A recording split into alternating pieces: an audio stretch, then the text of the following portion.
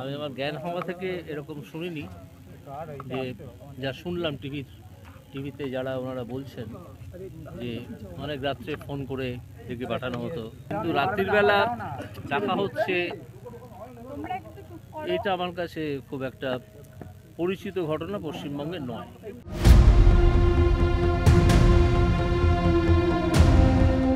সন্দেশখালীতে মহিলাদের তোলা নারী নিগ্রহের গুরুতর অভিযোগে বাকরুদ্ধ এবং ক্ষুব্ধ কলকাতা হাইকোর্টের বিচারপতি অভিজিৎ গঙ্গোপাধ্যায়। নিজেই জানালেন সে অভিব্যক্তি, তবে এই মুহূর্তে মুখ বন্ধ রাখাকেই শ্রেয় মনে করছেন বিচারপতি গঙ্গোপাধ্যায়। তার অবশ্য প্রশ্ন, এসব কি জানতো না প্রশাসন? ঠিক কি বললেন তিনি? আমি ব্যক্তিগতভাবে বলতে পারি আমি অত্যন্ত ক্রুদ্ধ এবং ক্ষুব্ধ, কিন্তু আপাতত আমি মুখ বন্ধ করেই রেখেছি।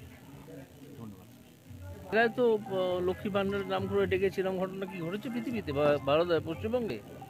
সব জায়গায় সব গ্রামে রাখছে, সব মৌজায় রাখছে, এরকম তো নয়। কোনো একটা জায়গায় করেছে, যারা করেছে তারা দুর্বৃত্ত। একটা প্রশ্ন যেটা উঠে আসছে অনেকের মনে, যেমন আমার মনেও, সেটা হচ্ছে প্রশাসন কি জানতো না এরকম ঘটনা ঘটছে?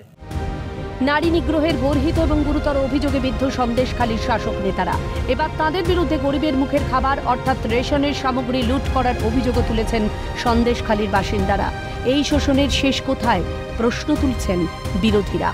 ক্যালকাটা নিউজ।